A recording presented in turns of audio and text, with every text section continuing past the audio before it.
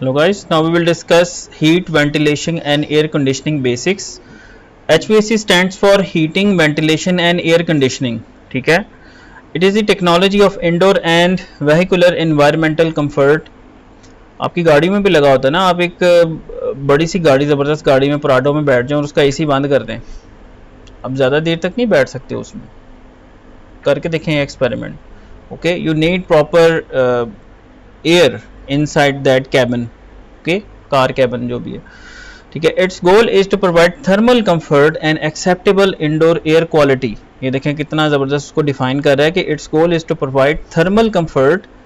Thermally you should be comfortable, okay, because आपकी जो काम करने की जो एफिशिएंसी है, it depends on your temperature, your surroundings.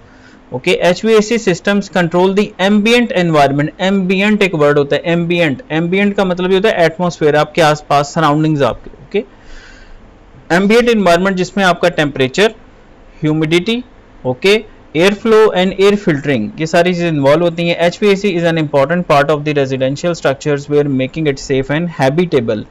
रिहाइश के काबिल, हैबिटेबल. ओके, तो air condition it is the process of treating air so to control simultaneously its temperature, humidity, purity and distribution to meet the requirements of the conditioned space. WH Carriers, who is known as the father of air conditioning, Babai Air Conditioning, WH Carriers, ठीक है, and install the first air conditioning around air conditioning system providing for the major functions of heating, cooling, humidifying and dehumidifying. अभी आपको मैंने एक video भी दिखाई कि humidifier और डीह्यूमिडिफायर वाली, ठीक है, तो ये सारे दोनों इसमें फंक्शन होते हैं. Humid use of air washers for controlling the dew point of air by heating or chilling the recirculate water. ये देखें जनाब, ये ओके, एयर कंडीशनिंग की अभी हमने वीडियो में भी देखा कि ये कैसे काम करता है जनाब. इसमें ये वेपोरेटर लगा हुआ है, ठीक है, और एक तरफ कंप्रेसर लगा है जो उसको कंप्रेस कर रहा है. बेसिकली जूल थॉमसन इफेक्ट ही है कि when a compressed gas is allowed to expand suddenly cooling is produce, तो वही इसके अंदर जो है वो अप्लाई होता है और जो कूलिंग जो है वो पैदा हो रही है आपकी. अच्छा जी, आगे चलते हैं जनाब. ये देखें, यहाँ से ज़रा क्लियर हो जाता है. ये आपका जनाब ये क्या लगा हुआ है, कंप्रेसर लगे हुए हैं. कंप्रेसर जो है इसको कंप्रेस करेगा. अच्छा, कंप्रेस जब भी होता है ना, टेम्परेचर राइज होता है, ये याद रखिएगा. हमारे पास भी कंप्रेशन जो थी वो 2 स्टेज थी, यानी ये नहीं कि एक मरतबा ही कंप्रेस कर दो 20 बार को डायरेक्ट 47 बार कर दो, ऐसा नहीं था हमारे पास. 20 बार से पहले कंप्रेशन होती थी, फिर दोबारा कंप्रेशन होती थी, कंप्रेशन होकर कूलिंग होती थी. कंप्रेसर के बाद हमेशा हमारे पास कूलर लगे होते थे. ओके, तो कंप्रेशन होगी, कंप्रेशन से क्या होगा, टेम्परेचर राइज हो जाता है आपका. टेम्परेचर राइज होगा, टेम्परेचर राइज के बाद ये देखें ओरिफिस ट्यूब है, यहाँ से इसकी कूलिंग शूलिंग वगैरह पैदा होगी. यहाँ वेपोरेटर लगा हुआ है और ये वापस आएगा, फिल्टर लगा हुआ है, एक्यूमुलेटर है. तो उस तरह से आपका जो है ये क्लोज लूप सर्किट है एयर कंडीशनिंग का, कि जिससे क्या होती है आपकी जो है वो ठंडी हवा आपको कमरे में मिलती है. ये अभी हमने वीडियो में सारा इसको जो है ना वो क्लियर किया. Air circulation is the best system of artificial ventilation in which the provision is made for filtering, heating और cooling, humidifying, thus creating most comfortable conditions. Air conditioning helps in the following ways, whether for the comfort air conditioning or industrial air conditioning, preserving or maintaining health and comfort of human beings, comfortable entertainment in theaters, assembly halls, journey on roads, rails become comfortable. देखें ना, आप गाड़ी में जाते हैं, सफ़र करते हैं, रेलगाड़ी में सफ़र करते हैं, जहाज़ में सफ़र करते हैं. जहाज़ में अगर आपका एसी बंद हो जाए ना, आपकी ऐसी तैसी हो जाती है. ये मेरा रहा एक्सपीरियंस. वो अगर आप, ज़ाहिर है गर्मी होती है, सिंध में गर्मी पड़ती थी, उसमें अगर आपका एसी बंद हो ना, आपसे नहीं बैठा जाएगा, आपको जहाज़ बुरा लगना शुरू हो जाएगा. यानी इतनी इंपॉर्टेंट है ये एयर कंडीशनिंग, ठीक है.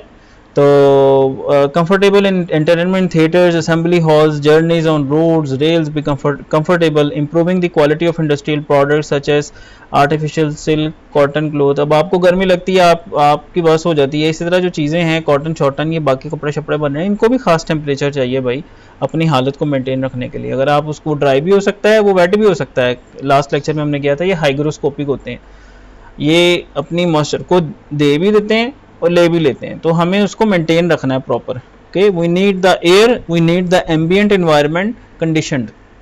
ओके, आगे चलते हैं जी.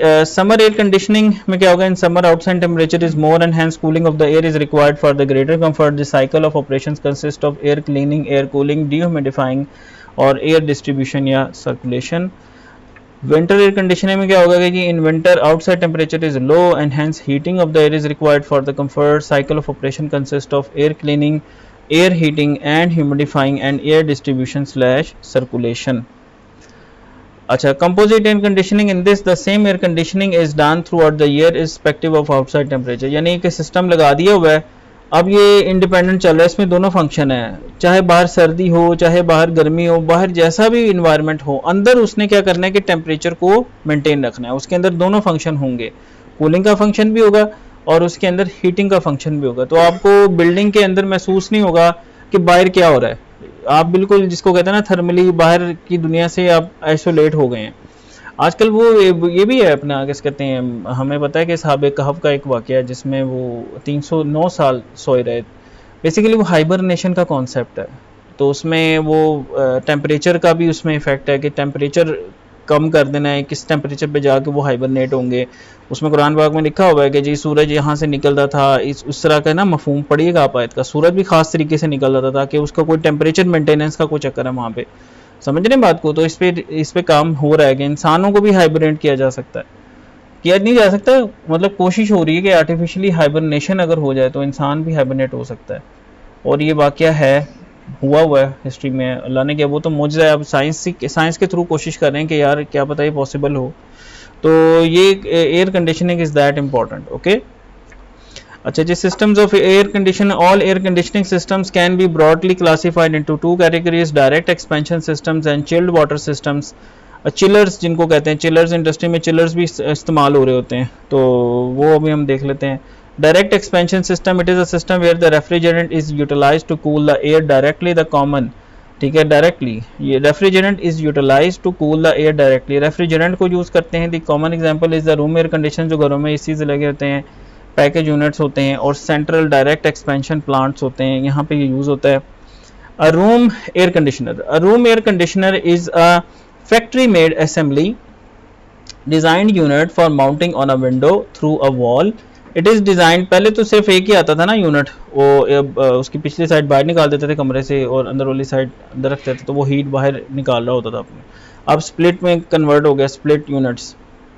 हमने तो दोनों ही देखे हुए हैं, आपने पता नहीं, आपने नहीं पहले वाला देखा हुआ, जर्नल का एक आता होता था, इतना बड़ा आवाज़ उसकी होती थी ठीक ठाक, हमने तो वो भी देखा, पहले वो भी आता था एक. उसके बाद फिर नए नए स्प्लिट एसी आए थे हमारे बचपन में, अब तो स्प्लिट ही हर जगह यूज़ हो रहे हैं.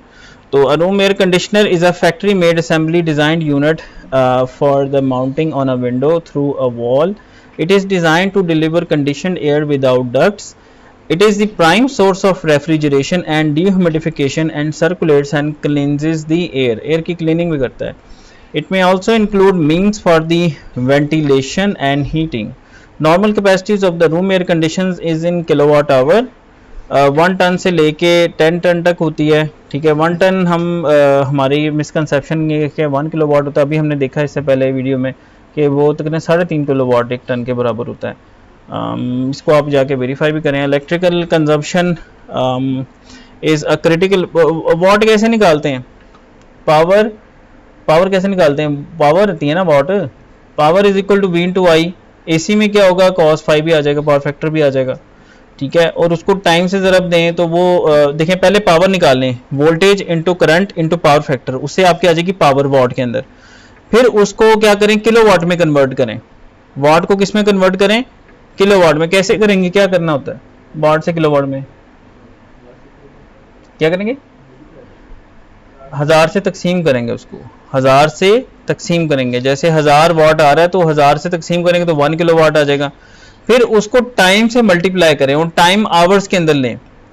मसलन अगर आप 1 किलोवाट की मशीन को 1 घंटे के लिए चलाते हैं तो एनर्जी क्या होगी, 1 किलोवाट आवर, आपका बिजली का 1 यूनिट गिरेगा. 1 किलोवाट की मशीन को 2 घंटे चलाते हैं तो वो क्या आ जाएगा, 1 किलोवाट ज़रब 2 आवर, 2 किलोवाट आवर, बिजली के 2 यूनिट गिरेंगे, ठीक है.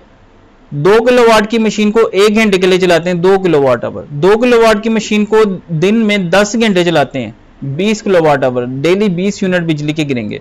उसको 30 से ज़रब दें, 20 ज़रब 30, 600 यूनिट हो गए बिजली के.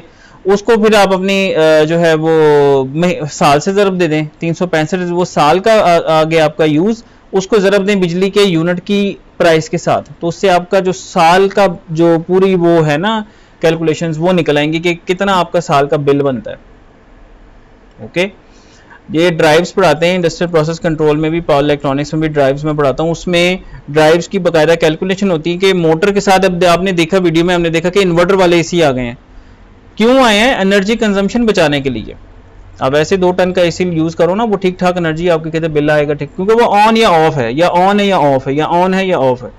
इन्वर्टर ऑन ऑफ नहीं होता, इन्वर्टर कंटिन्यूस कंट्रोल है, ठीक है, वो कंटिन्यूसली चलेगा, अपने आरपीएम को कम ज्यादा करेगा, कम ज्यादा करेगा, ठीक है, ताकि आपका टेम्परेचर मेंटेन हो।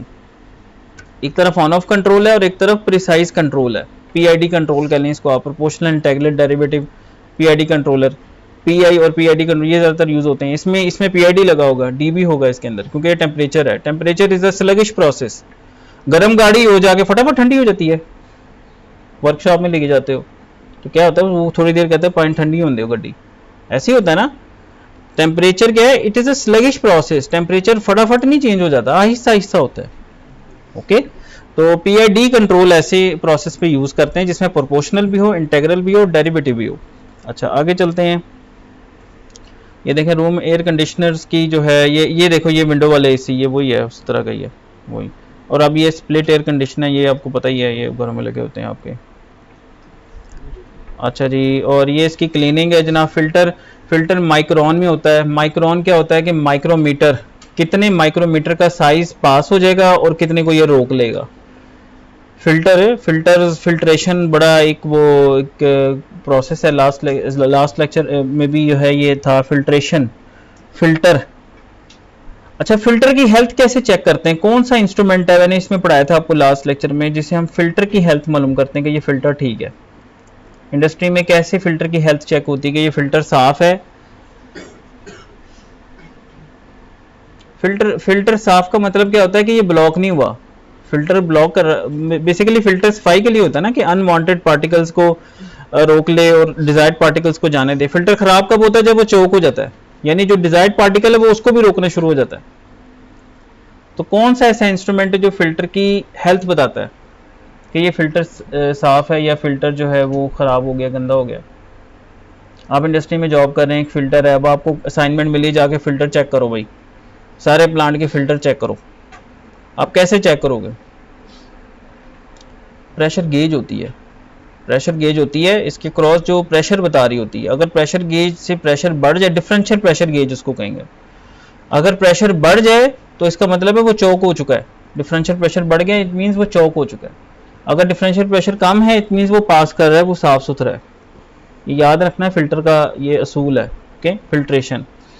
ये देखें क्लीन फिल्टर कैसा है और डर्टी फिल्टर आपके सामने है। फिल्टर साफ होना बहुत ज़रूरी है, क्योंकि फिल्टर आपका जो है वो गंदा होगा तो एयर कंडीशन का फ़ायदा नहीं है। उसने चल ही जाना है, लेकिन आपको उसने फ़ायदा नहीं देना इतना। ओके, पैकेज एयर कंडीशंस भी होते हैं कि सारा एक ही पैकेज में होता है। पैकेज एयर कंडीशनिंग यूनिट होते हैं मॉल्स वगैरह के अंदर, ये बड़ी बिल्डिंग्स के अंदर जो है वो लगे हुए हैं। Room air conditioner, split air conditioning system. It has a coil and fan inside the room and noisier components. The compressor, fan and condenser are on the outside. Split air, ये जो शोर वाली चीज़ें ना, जैसे शोर होता है वो बाहर है, बाहर जो है वो उनको रखा हुआ है। It has a coil and fan inside the room and noisier components, जिनसे शोर वगैरह हो रहा होता है। द कंप्रेसर हो गया, फैन, कंडेंसर हो गया, these are on the outside.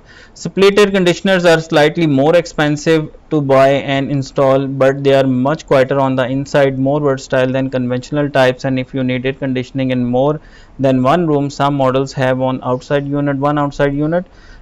unit and that can supply 2 or more fans cools inside। ठीक है, तो मतलब एक आउटर और 2 इनर की वो बात कर रहा है कि एक आउटर 2 इनर भी हो सकते हैं। ये पॉसिबल है वो उस तरह का, यानी उसका फिर आउटर बड़ा होगा ना जो उन 2 को कवर कर ले, इनर को। अच्छा जी, स्प्लिट एयर कंडीशनिंग सिस्टम है। ये देखें स्प्लिट एयर कंडीशनिंग सिस्टम है, ये राइट साइड वाला, ये देखें, ये आपके जो लगा होता है हमारे पास फ़ैन। अच्छा जी, अब इसमें जो है फ़ैन और एवेपोरेटर ये इनसाइड है, एयर फ्लो, और ये कंप्रेसर, कंडेंसर और यहाँ का जो फ़ैन है ये जो है ना आपका आउटसाइड है। अच्छा, इसमें जो रेफ्रिजरेंट यूज़ होता है वो नॉइस, वो आपकी जो पोल्यूशन होती है, इन्वायरमेंटल पोल्यूशन, उसका भी बाइस बनता है, क्लोरोफ्लोरोकार्बन्स।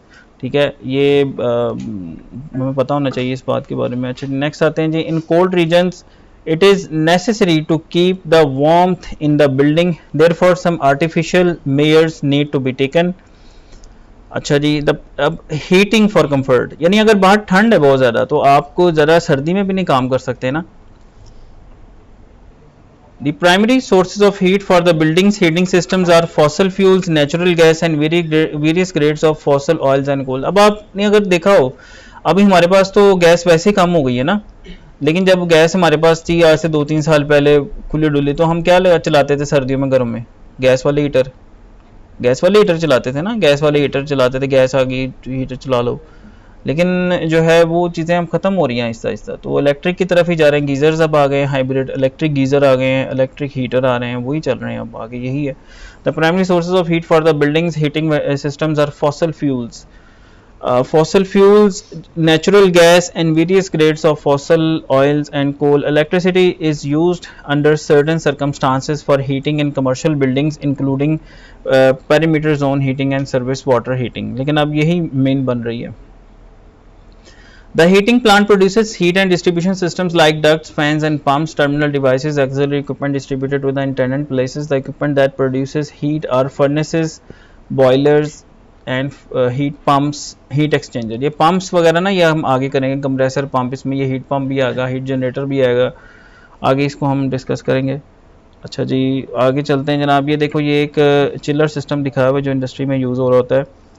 इसमें आप देखें ये चिलर लगा हुआ है, इसमें इसको हम कहेंगे दो सर्किट. इलेक्ट्रिसिटी में देखें ये दो लूप है, दो लूप्स, दो मैश हैं, ठीक है. पहले, और ये चिलर क्या है, ये हीट एक्सचेंज कर रहा है. इसके इस तरफ क्या है, chilled water pump, chilled water pump है, ठीक है. यहाँ पे वेरी कूल वाटर लिखा हुआ है, बहुत ही ठंडा पानी है. और फिर क्या हो रहा है, हीट एक्सचेंज हो रही है और उससे क्या हो रहा है कि कूल वाटर, ठीक है. और ये कंडेंसर वाटर पंप है, यानी एक वेरी कूल वाटर है और एक कूल वाटर है. ये चिलर सिस्टम है जो आमतौर पे जो है वो यूज हो रहा होता है, chilled water air conditioning system with a cooling tower. Cooling tower भी मैंने आपको बताया था. कूलिंग टावर, इसमें फैन दो तरह के, इंड्यूस ड्राफ्ट और फोर्स ड्राफ्ट. और कूलिंग टावर में एक क्रॉस वाला, ठीक है, एक क्रॉस वाला था और एक कौन सा था, एक क्रॉस वाला होता है और एक काउंटर होता है, आई थिंक काउंटर. वो पहले लेक्चर स्टार्ट में जो है इसका थोड़ा सा मैंने आपको आइडिया दिया था. तो ये था एक ब्रीफ सा आपको जो है वो introduction about air conditioning system, कि किस तरह से आपका एयर कंडीशनिंग सिस्टम काम कर रहा होता है. Thank you very much for listening. Hello guys, now having discuss the basics of HVAC, अब हम इसमें HVAC को जो है वो थोड़ा सा इसको रिफ़्रेश करते हैं. दूसरा हम इसके प्रॉब्लम्स जो इसमें आते हैं वो भी ज़रा डिस्कस करते हैं. Facility maintenance managers, HVAC contractors, HOA board members, state and high-rise building managers, building and facility engineers, and commercial property managers all have one important responsibility to think about running an HVAC. Okay, heating, cooling, and air conditioning is vital to any part of real estate, whether for residential, commercial, or industrial purpose. तो HVAC क्या था हम पहले भी discuss कर चुके हैं. Heating, ventilation and air conditioning systems are tasked with circulating fresh air within living spaces while maintaining the optimal temperature to keep the occupants comfortable. आपको कंफर्टेबल रखना है, ठीक है. आप एक दफ्तर में काम करते हैं तो आपके काम की एफिशिएंसी तभी अच्छी आएगी जब आप कंफर्टेबली वहाँ पे काम करेंगे. अगर आपका एसी अगर बंद कर दें ऑफिस में तो आपको ज़ाहिर पसीना आना शुरू हो जाएगा और अनकंफर्टेबल फील करेंगे, तो उससे आपकी काम की एफिशिएंसी इफेक्ट होगी. ये मैंने आपको एक वीडियो भी दिखाई थी इसकी, इसमें आपने देखा था. अच्छा जी, अब पार्ट्स क्या होते हैं. अच्छा जी, ये इसमें जो है वो मैं आपसे क्वेश्चन करूंगा. मैंने पहले भी बताया, what is the heart of HVAC system? Compressor, ठीक है. तो द हार्ट, ये देखें, the heart of an HVAC system compressors pump the refrigerant through the respective components in a looping pattern. Loop लगा होता है ना, close loop. Okay, the refrigerant enters the compressor as low pressure vapor and exit as high pressure vapor. अच्छा, फिर condenser coil आता है. The HVAC system, ये सारी चीज़ें हम पहले डिस्कस कर चुके हैं. This HVAC system component is responsible for rejecting the heat load absorb by the evaporator coil. If the condenser coil is neglected, the improper cooling will occur causing a high head pressure. Evaporator coil, ये जो कमरे के अंदर होता है evaporator, this component absorbs the heat load to the condenser coil for eventual rejection. If the evaporator coil is impacted or dirty, then the HVAC system will have improper cooling and low suction pressure. Condenser fan motor आते हैं जी. Condenser के ऊपर जो fan motor है जो outer है आपका। Condenser fan motors help in rejecting the heat load and maintaining optimal head pressure for optimal compressor operation. Evaporator blower motor, जो वेपोरेटर की जो ब्लोअर मोटर होती है, तो evaporator blower motor designed to force और push the manipulated air through the duct stream, ये जो जिससे आपको हवा ये मिल रही होती है। अच्छा जी, थर्मोस्टैटिक एक्सपेंशन वाल्व, ये उसमें जो दिखाया था मैंने आपको। TXV is a device that regulates the amount of liquid refrigerant flowing through the evaporator. It is designed to maximize evaporator efficiency while diverting the flow of excess refrigerant back into the compressor. इसको कहते हैं flood back, called flood back. Cooling tower chillers वगैरह में होते हैं, मैंने आपको पहले ही लेक्चर्स में ये बता दिया था कि इंड्यूस ड्राफ्ट होता है और एक फोर्स ड्राफ्ट होता है, फिर उसमें क्रॉस वाला था, एक क्रॉस वाला था और एक और था, वो एक क्रॉस का था और दूसरा कौन सा था, एक क्रॉस वाला था और एक और था जिसमें एक में क्रॉस होता है, एक में 90 डिग्री भी होता है, एक में ऑपोजिट होती है डायरेक्शन। अच्छा, तो a component of an HVAC system which rejects the heat load absorbed by either the heat pump or evaporator coil carried by water. The water in it transports the heat load which was absorbed by the evaporator coil, dissipating in the cooling tower. The water that passes by the heat exchanger normalizes the head pressure. Chiller, chiller क्या है जी, this is a machine that provides chilled water, यानी इसमें refrigerant वगैरह नहीं होता है, इसमें पानी होता है, पानी का सिस्टम है basically. Chilled water which is used in conjunction with the HVAC systems cooling pumps. These components are primarily designed to move water to the chilled water and condenser water supply sections. Pumps move water chilled to 44 degrees to fan coils, and once the water reaches the fan coil, temperature rises to thoroughly around 47 to 52 degrees. Pumps that move the condenser water supply are rejected at cooling temperatures ranging from 90 to 100 degrees. Factors such as demand load, ambience, the cooling tower fills condition, and strainers can vary with the temperature during circulation. अच्छा जी, duct system, this can either be rectangular or spiral, flanged or drive. ठीक है, the main trunk line is where the main HVAC air flows, branching out to distribution points that carry the cooled और warmed air into small office suites. वो जो duct system कल आपको video में भी दिखाया था कि जिसमें से वो एयर फ्लो करती है ठंडे वाली, ठीक है, जो कमरों में जाके फिर आपके जिस कमरे में ज़रूरत है उसमें। जो VRV सिस्टम का भी आपको कॉन्सेप्ट एक दिया था, वेरिएबल, वो जो था VRV या VRC VRF। अच्छा जी, HVAC air flows branching out to distribution points that carry the cooled or warmed air into small office suites and large conference rooms in commercial buildings. Boiler, heating के लिए, okay. The boiler is pressure equipment which heats the water. The choices when it comes to selecting boiler types are either low or high pressure systems or hot water and steam. Building owners or commercial property owners should have their HVAC equipment checked and thoroughly inspected 2 to 3 times per year to make sure that the tenants are maintaining the property well and to see that there are no major issues within the complex. Property managers should include the inspection and maintenance of their HVAC system during these checks. अच्छा जी, आगे देखते हैं जी, most important things to remember about HVAC। इसमें commercial space often have utility as one of their largest expenses, but now there's an option to be more energy efficient। ये देखें वही बात जो इससे पहले हम डिस्कस कर रहे थे, एनर्जी एफिशिएंसी और एनर्जी कंजर्वेशन के बारे में, okay. thus lowering the overhead cost of operation, ठीक है, overhead cost। Knowing the right type of HVAC system to use and keeping it running smoothly is good for all people concerned, but be it building or property owners, tenants or and contractors. Regular maintenance of your HVAC system prolongs its life and raises the property's asset values. तो common problems क्या है जी? Common HVAC issues include ventilation, air conditioning and heating problems which arise through the various parts of the system. अब इसमें देखें condenser fan motor का problem common problem है काफ़ी ज़्यादा। The condenser fan motor features the contactor, मतलब ये इसमें कॉन्टैक्टर एक होता है, मोटर कॉन्टैक्टर, जिससे मोटर ऑन ऑफ होती है, ठीक है। ये IPC में आपको वैसे पढ़ाया जाता है, देख लीजिएगा आप। मोटर कंट्रोल सर्किट, मोटर जो है ना, देखिए मोटर की रेटिंग पे डिपेंड करता है कि मोटर जब स्टार्ट होती है ना वो हाई करंट खींचती है, इसको कहते हैं इनरश करंट। मोटर जब स्टार्ट होगी ना, तो फर्ज कर लें अगर 10 एम्पेयर की मोटर है ना, जब वो स्टार्ट होगी वो 10 नहीं खींचेगी, वो 5 से 6 गुना ज़्यादा खींचेगी, ऐसे पीक आएगी, एक इम्पल्स आएगी, वो तकरीबन कोई 5 से 6 गुना, मैं मिनिमम आपको बता रहा हूँ, ये 7 से 8 टाइम्स भी हो सकती है, ओके। इतनी ज़्यादा शॉर्ट टाइम के लिए, शुरू में बस झटका। ये ऐसे ही जैसे ट्रक को अगर आप धक्का लगाएं, शुरू में आपको अच्छा खासा धक्का लगाना पड़ेगा, हाँ जब वो फ्लो में आ जाएगा, चल जाएगा, फिर उतनी फोर्स नहीं आपको लगानी पड़ेगी। ये है इंडक्शन का concept.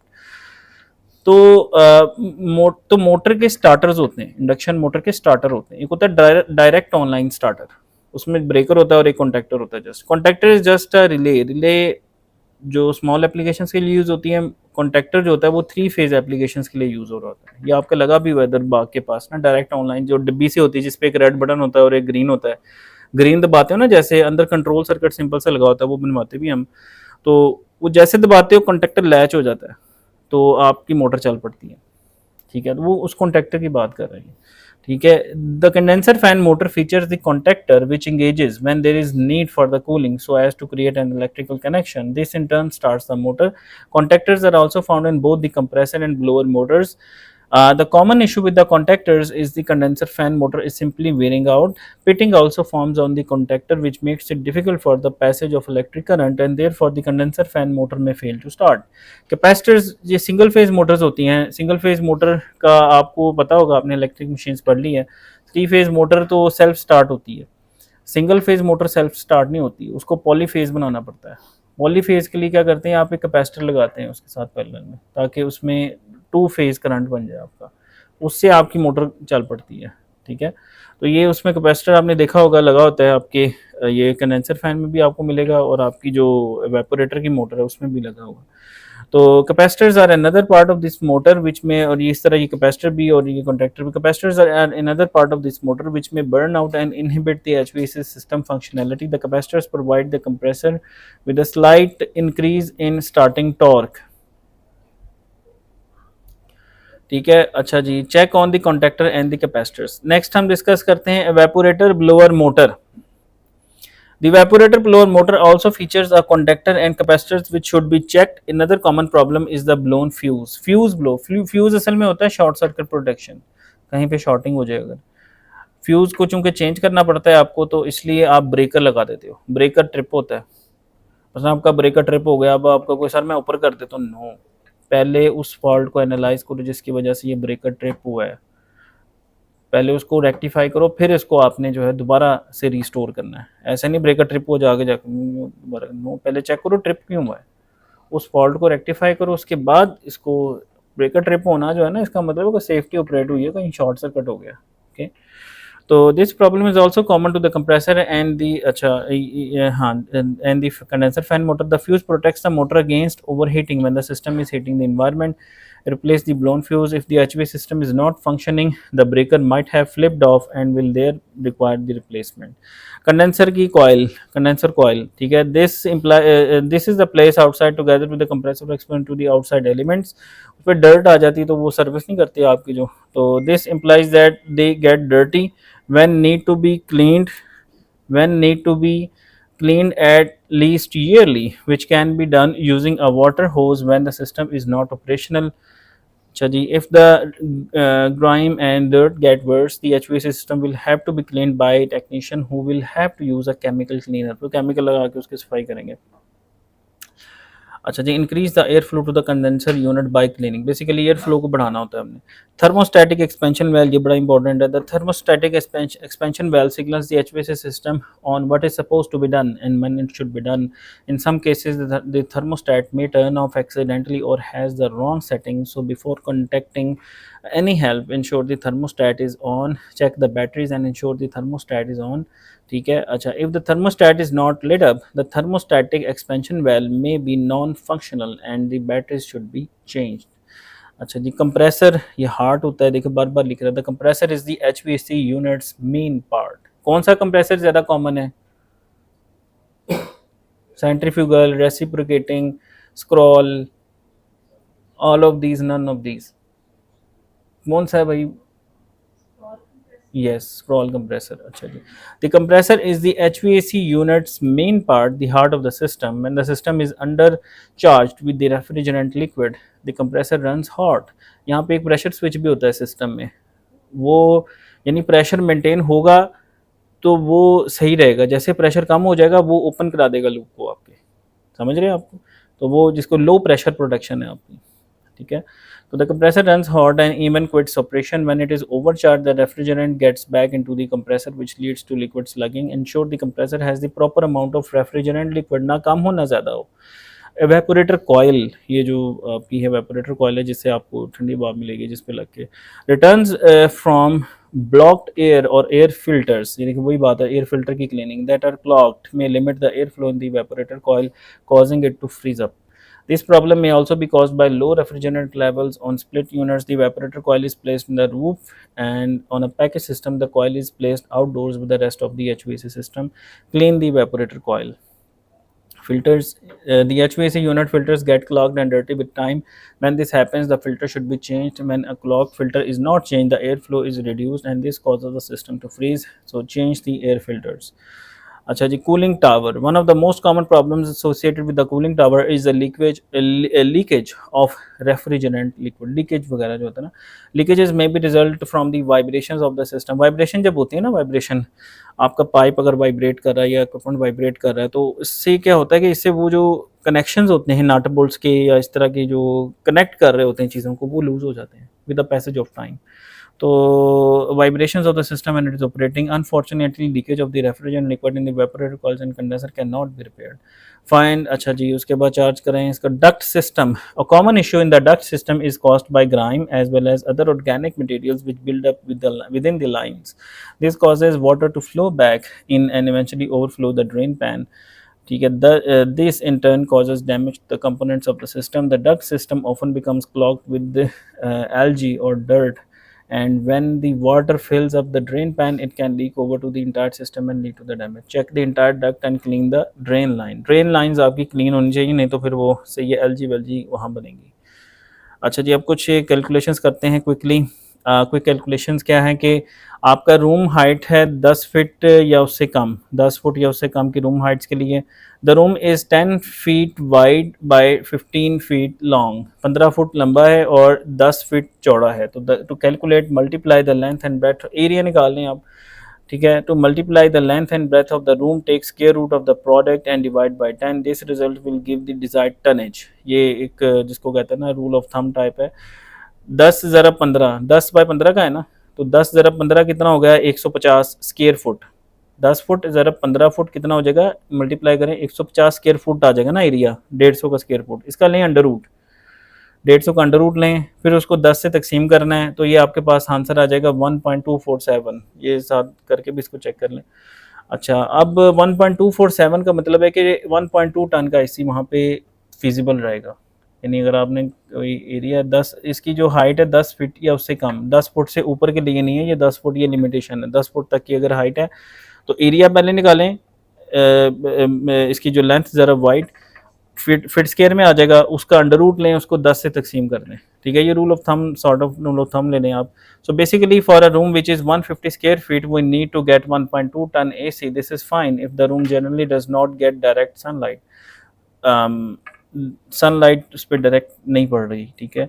For exact analysis many other factors people in the room, ये रूल ऑफ थंब है, ये चीज़ मतलब रफली सी है, रफ कैलकुलेशंस हैं। वैसे इसका पूरा एक्सेल शीट हमने बनाई थी अपने कंट्रोल रूम में, कितने ऑक्यूपेंट्स होते हैं, वो कितनी हीट निकाल रहे होते हैं, फिर आपको उसको हीट को ऑब्जॉर्व करने के लिए कितने टन का एसी लगाना है, मैंने शायद आपको बताया हुआ है। वो पूरी एक्सेल की शीट है, उसमें सारी डिटेल में चीज़ें एनालाइज की जाती है। ये रफ है।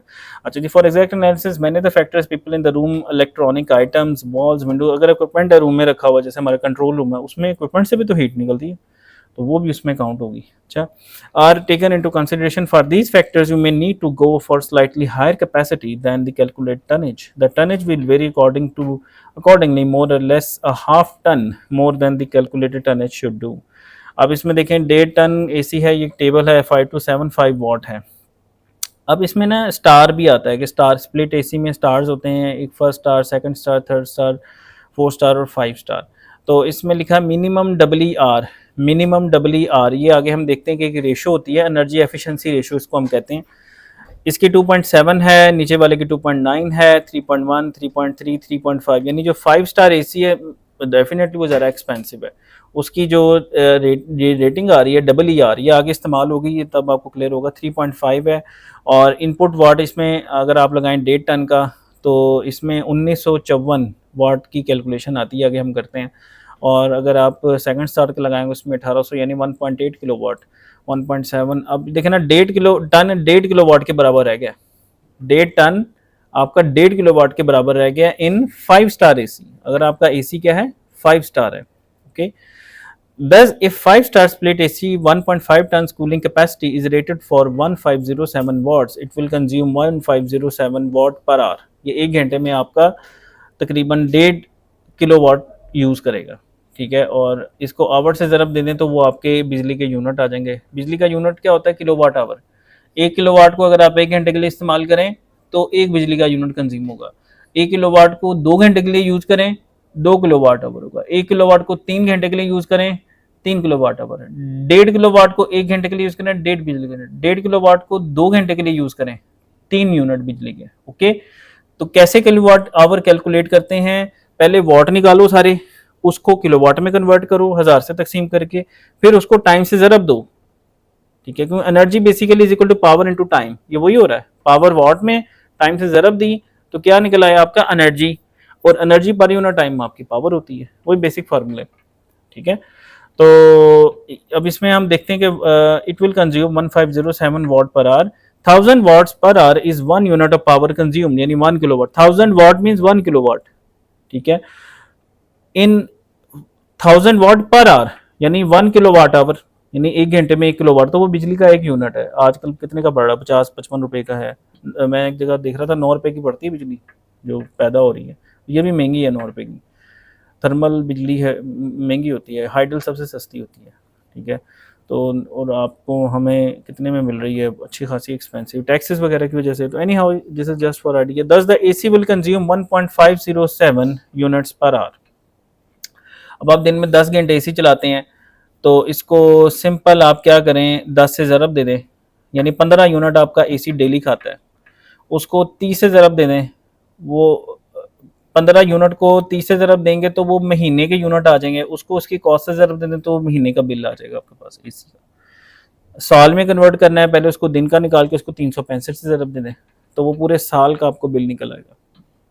Okay, billing. अच्छा, the AC unit consists of two units, indoor unit which is called evaporator and the outdoor unit called the compressor. The power consumed by the evaporator is very less as compared to the compressor, so assume the total power is consumed only by the compressor. The compressor unit starts only when the indoor temperature is more than the desired temperature and stops once the desired temperature is achieved. तो ये शुरू में मैंने आपको बताया था इस lecture में स्टार्ट में कि भाई ज़रूरी नहीं कंप्रेसर आपका 100% ही चल रहा हो, कंप्रेसर आपका बीच में बंद भी तो होता है, तो वो भी हमने उसको भी काउंट करना है। In real life usages AC compressor will run for only 70% of the time. 70% compressor चल रहा होता है, यानी ये अगर आपके 10 घंटे में 7 घंटे चलता है कंप्रेसर, 3 घंटे वो बंद ही होता है 70% ऑफ द टाइम। दस on average AC will consume only 1055 वाट, यानी जो उसकी वाट का 70%। The AC will consume 1.055 units in an hour, यानी 1 घंटे में 70% वो चल रहा है, 30% नहीं चल रहा, ठीक है। तो वो कॉस्ट आप उसमें नहीं इंक्लूड करेंगे। Assuming 8 hours usage per day, it will consume 8.44 units per day. AC power consumption in a month will be 254 units approximately. अच्छा जी, अब ये ज़रा करके देखते हैं। Calculate the electrical power consumed by 1.5 ton AC। Simple problem आ गई कि 1.5 टन AC कितनी पावर कंज्यूम करेगा। तो कूलिंग कैपेसिटी 1 टन की कितनी होती है, 3.517 किलोवाट होती है, ठीक है, एक टन के अंदर। ये अभी हमने कैलकुलेट किया।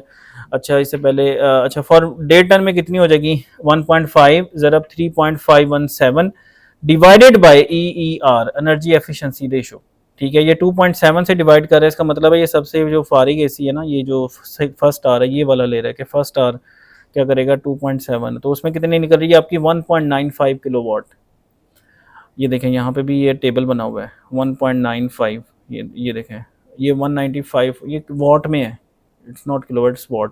तो अगर ये 5 स्टार आप खरीदेंगे, 5 स्टार 3.5 है, तो वो 3.5 से तकसीम होकर वो और कम हो जाएगा, यानी और ज़्यादा एनर्जी एफिशिएंट हो जाएगा। तो ये वो EER है जो इसको मैं कह रहा था, एनर्जी एफिशिएंसी रेशो। तो इसमें आ जाएगा आपका 1.5 3.517 divided by 2.7 1.954 kilowatt, assuming 70% of the total on time compressor unit is on. अच्छा, इसका फर्दर आप 70% लें तो आप आ जाएगा 1.367 किलोवाट आवर। तो 1.367 यूनिट आपके आ रहे हैं एनर्जी कंजम्पशन एज्यूमिंग के 70% कंप्रेसर चल रहा है। हाँ, अगर वो 100% चल रहा है फिर वो पूरी लेगा एनर्जी, यानी वो 1.954 किलोवाट ही लेगा अगर 100% चल रहा है। टेम्परेचर गर्म ही बहुत है कमरा, आपका ठंडा ही नहीं हो रहा, ठीक है, या उसका इंसुलेशन अच्छी नहीं की, एसी कूलिंग कर रहा है लेकिन कमरा का टेम्परेचर ही नहीं गिर रहा, क्योंकि उसमें वो डिसिपेशन हो रही है आपकी कूलिंग की, समझ रहे हैं आप। तो अब एज्यूम इसमें देखें एनर्जी एफिशिएंसी रेशो जो है 2.7 कर लें इफ़ नॉट गिवन, क्योंकि ये वर्स्ट है, यानी ये आप एज्यूम कर लें। तो this is all for the HVAC system. Thank you very much for listening.